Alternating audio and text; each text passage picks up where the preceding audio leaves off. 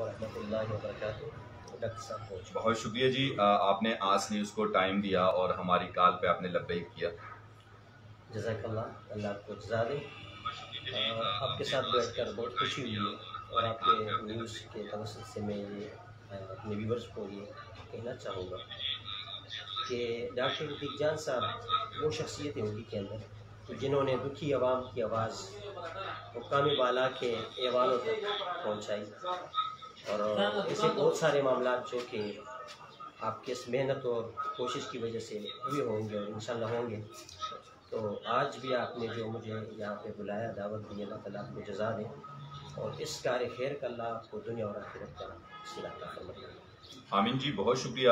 دیکھیں جی، اتنے سینسبل لوگ اور اچھے لوگ جو اس چیز کو سمجھتے بھی ہیں ماشاءاللہ، چونکہ سوشل میڈیا کا دور ہے اور یہ ہمارے پکے ویورز ہیں۔ ویسے بھی عام طور پہ جب بھی ان سے ملاقات ہوئی ہے، چونکہ لاسٹ ٹائم بھی جیسے میں نے آپ کو بتایا کہ یہ نائب ڈی سی ناظم تھے بیلیاں کے، تو ان سے گاہے ملاقاتیں بھی ہوتی رہی ہیں مختلف پروگرامات میں، ان کی جو ترقیاتی کام ہیں ان سلسلوں میں بھی، پھر اسی طرح اسسٹنٹ کمشنر کے آفس میں یا بلدیہ کے آفس میں، ٹی ایم آئی کے آفس میں، اسی طرح بازار میں بھی۔ تو ان کی خدمات جو ہیں پہلے تھوڑا سا مختصر سا ان سے ڈسکس کریں گے۔ یہاں پہ سید صاحب ماشاءاللہ آپ پچھلی دفعہ بھی کامیاب ہوئے تھے، تو آپ نے کتنے فنڈ وہاں پہ لائے ہیں اور کتنا کام ہوا ہے آپ کی اسی میں؟ سر، میں فنڈ کے حوالے سے اگر آپ کو بتا دوں تو بلدیات کے اندر اتنا کچھ نہیں ہوتا جتنا لوگ ڈیمانڈ کرتے ہوتے، لیکن چونکہ ہمارا علاقہ ایک پسماندہ علاقہ ہے، چھجڑی ٹنڈو بی سی بیلیا ہے، یہاں پر جتنے بھی سابقہ کونسلر اور ممبر گزرے ہیں انہوں نے کوئی خاطر خواہ کارکردگی نہیں دکھا۔ اس کی وجہ یہی تھی کہ میرا سیاست میں آنے کا مقصد ہی یہی تھا کہ ہمارے لوگ اندھیروں سے نکل کر اجالوں کی طرف آئے، اور ہمارے لوگوں کے اندر قابلیت ہے لیکن اس قابلیت کو پروان چڑھانے والے لوگ نہیں، اور اس کی مین وجہ جو ہے وہ تعلیمی اداروں کا نہ ہونا ہے۔ تو میرا سیاست کے اندر آنا اور قدم رکھنا میرا سب سے بڑا مقصد یہ تھا کہ ہمارے علاقے کے بچے بڑے ذہین اور قابل ترین بچے ہیں، لیکن وہ چھجڑی ٹنڈو اور مضافاتی علاقوں سے مڈل اور ہائی تعلیم کے حصول کے لیے کلکہ آتے ہیں۔ تو جب میں کراچی سے آیا، میں اپنے تعلیم سے فراغت کے بعد یہاں پہ آ کر میں نے جب ماحول دیکھا تو یہ بات مجھے گوارا نہیں لگی کہ میں اپنے بچوں کو یہاں سے کلکہ جاتے ہوئے دیکھوں۔ تو میں نے ایک کوشش شروع کی، ایک محنت شروع کی، اور وہ محنت الحمدللہ آج رنگ لاتی ہوئی نظر آ رہی ہے۔ میں نے اپنے پی ایس کو بلایا، ان کو کہا، اور وہ بچے جو کہ بھینسوں کے بانڈیوں میں بیٹھ کر تعلیم حاصل کرتے تھے ان کے ذریعے میں نے ان کا استقبال کرایا، اور میں نے ان کو کہا کہ یہ وہ بچے ہیں، یہ تعلیم کے وہ شمع ہیں جو بھینسوں کے بانڈی میں بیٹھ کر تعلیم حاصل کر رہے ہیں، جن کے لیے بلیک بورڈ لگانے کی جگہ نہیں ہے۔ میں آپ کو بتانا یہ چاہتا ہوں کہ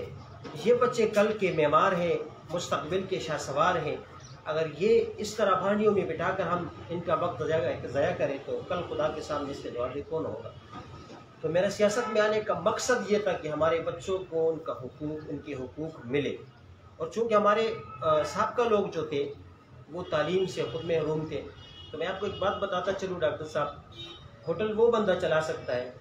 جن کو ہوٹل کا کام آتا ہو، کیبن وہ بندہ چلا سکتا ہے جن کو چائے بنانے کا طریقہ آتا ہو۔ تو گاؤں کی نمائندگی کرنا یہ نام آسان ہے لیکن کام بہت بڑا مشکل ہے۔ تو میں نے سمجھا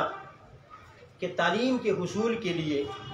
مجھے جہاں تک بھی جانا پڑے، اپنے بچوں کے حقوق لینے کے لیے مجھے جہاں تک بھی جانا پڑے، جتنی قربانیاں بھی مجھے دینی پڑے، تو میں اس سے گریز نہیں کروں گا۔ الحمدللہ میں نے ایک مختصر فنڈ کے اندر، پی ٹی سی فنڈ جس کو کہا جاتا ہے، اس فنڈز میں میں نے ایک اسکول قائم کیا جس کا نام ہے جی پی ایس چھجڑی پائی، جو کہ کاغذات میں تو تھا لیکن گراؤنڈ پر کوئی اسکول نظر نہیں آ رہا تھا۔ تو الحمدللہ آج تحصیل ہوگی، سرکل ہوگی کے جتنے ایجوکیشن آفیسر ہیں وہ اس بات کے معترف ہیں کہ میں نے وہاں پہ بہت سارے پروگرامات کروائے، اور الحمدللہ آج اسکول کے اندر 250 بچے زیر تعلیم ہیں، اور الحمدللہ میں آپ کو ایک بات اور بھی بتاؤں کہ وہ اسکول سیکنڈ شفٹ کے لیے بھی منتخب ہو چکا ہے۔ ماشاءاللہ جی، یعنی زبردست کاوش ہے۔ ویورز دیکھیں،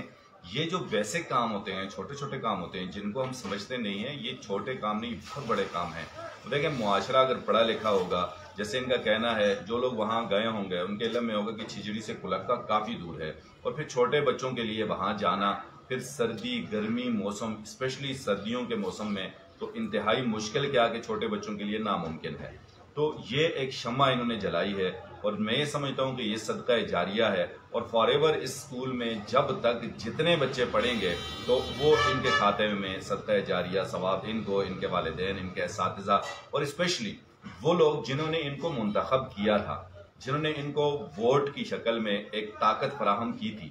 ان کو ضرور صدقہ جاریہ، ان کو ثواب ملتا رہے گا۔ زبردست جی، بہت زبردست کاوش۔ اور اس کے علاوہ کون سے ایسے نمایاں کام؟ سر میری لیے تو فرض کی کوئی اہمیت نہیں ہے، تعلیم کی اہمیت ہے، تو میں نے تعلیم کے حوالے سے آپ سے بات کی۔ آپ نے فرض کے حوالے سے مجھ سے پوچھا تو میں یہ بھی آپ کو بتاتا چلوں کہ الحمدللہ میں کچھ نہیں ہوں، مجھ ناچیز نے چھوٹے سے نمائندگی کے اندر،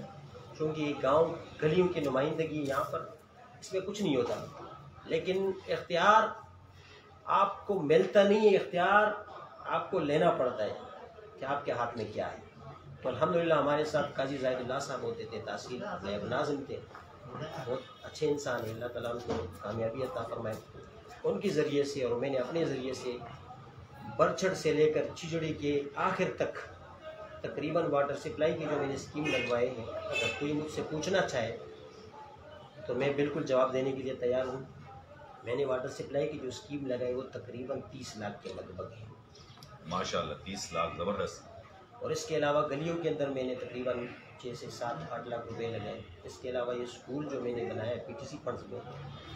اس میں نے تقریباً 40-45 لاکھ روپے میں اپنے ہاتھ سے استعمال کیا۔ الحمدللہ یہاں کے ایجوکیشن جتنے ڈپارٹمنٹ کے آفیسر جتنے بھی وہاں پہ گئے تھے انہوں نے مجھے ہدایت کی،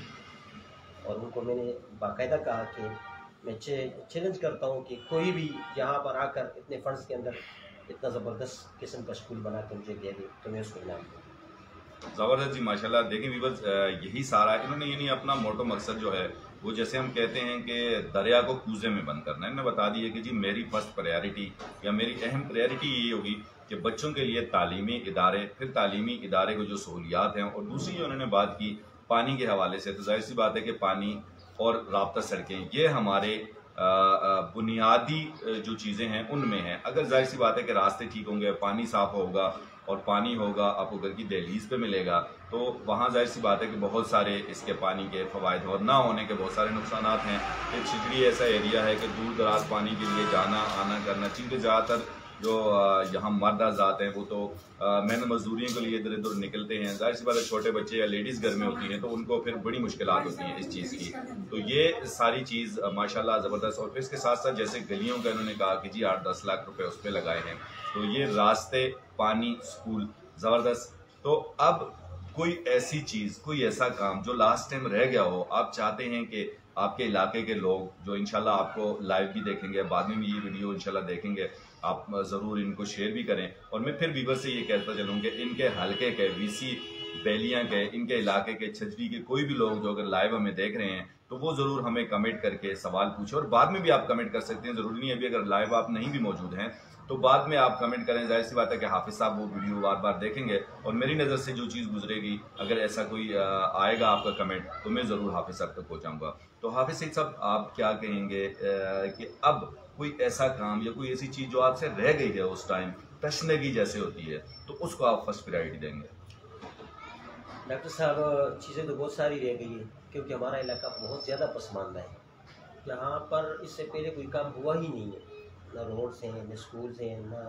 کوئی ہیلتھ کے حوالے سے کوئی کام ہوا ہے۔ بہت سارے کام ایسے جو رہ چکے ہیں، میں یہ نہیں کہتا کہ میں نے سب کچھ کیا ہے، ہمارے علاقے کے اندر بھی بہت سارے کام رہتے ہیں، اور میں یہ بھی نہیں کہتا کہ میں یہ سارے کام کر کے کام ختم کر دوں گا، یہ انسان کی بس کی بات نہیں ہے، یہ تو اللہ تعالیٰ کی ایک عطا ہے، اللہ تعالیٰ مجھے توفیق دے۔ لیکن میں خصوصاً آج آپ کے اس چینل کے توسط سے اپنے چھجڑی، برچھڑ اور VC بیلیے کے تمام نوجوان نسل سے یہ گزارش کرتا ہوں کہ خدا را تعصب پرستی، قوم پرستی کی سیاست سے نکل کر علاقے کی مفاد پرستی کے لیے اٹھیں، آواز اٹھائیں،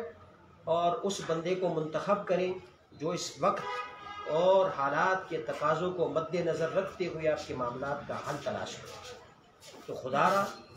یہ وہ وقت نہیں ہے، یہ جدید وقت ہے، ماڈرن دور ہے، اور اس دور کے اندر آپ اپنے لیے وہ نمائندہ چنیں جن کے اندر اس وقت کے تقاضوں کے لحاظ سے قابلیت ہو۔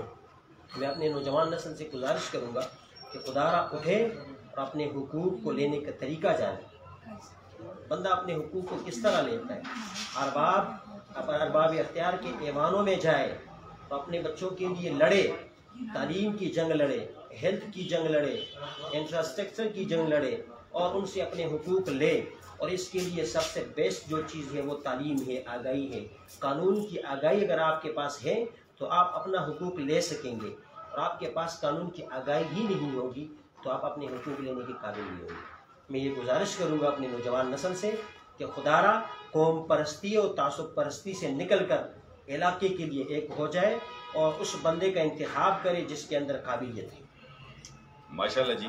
حافظ سعید صاحب نے بہت تفصیل سے اپنا موٹو، مقصد اور جو پیغام یہ اپنے ووٹرز کو دینا چاہ رہے تھے، اپنے سپورٹرز کو دینا چاہ رہے تھے، یہ انہوں نے دیا۔ اور ساتھ ساتھ انٹرویو میں انہوں نے ایک شخصیت کا ذکر کیا، اگر میں ان کی تعریف نہ کروں تو زیادتی ہوگی، کہ قاضی زاہد اللہ صاحب جو ہمارے نائب ناظم تھے، اور اسی طرح ناظم تھے جناب راجہ صاحب جو فوت ہو چکے ہیں، اللہ ان کو اپنے جوار رحمت میں جگہ دے، اللہ ان کو جنت الفردوس میں اعلیٰ مقام عطا فرمائے، ان کے درجات بلند فرمائے، ان کی قبر کو نور سے منور فرما کر کشادہ فرمائے، اور جنت کے باغیچوں میں سے ایک باغیچہ بنائے،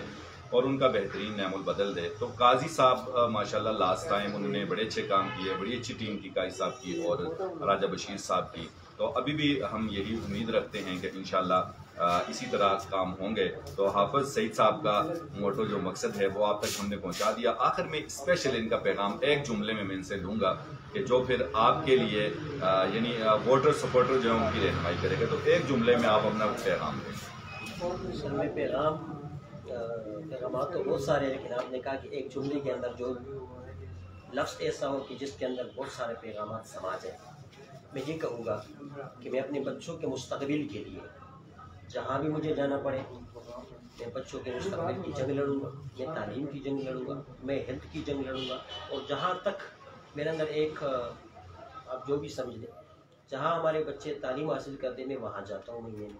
ہائی اسکول بھی جاتا ہوں، پرائمری اسکول بھی جاتا ہوں، میں اساتذہ سے پوچھتا ہوں اپنے بچوں کے بارے میں کہ ہمارے بچے کس سمت جا رہے ہیں۔ تو انشاءاللہ آئندہ بھی میری جو توجہ ہوگی وہ اپنے بچوں کی تعلیم پر ہوگی، اور جن کو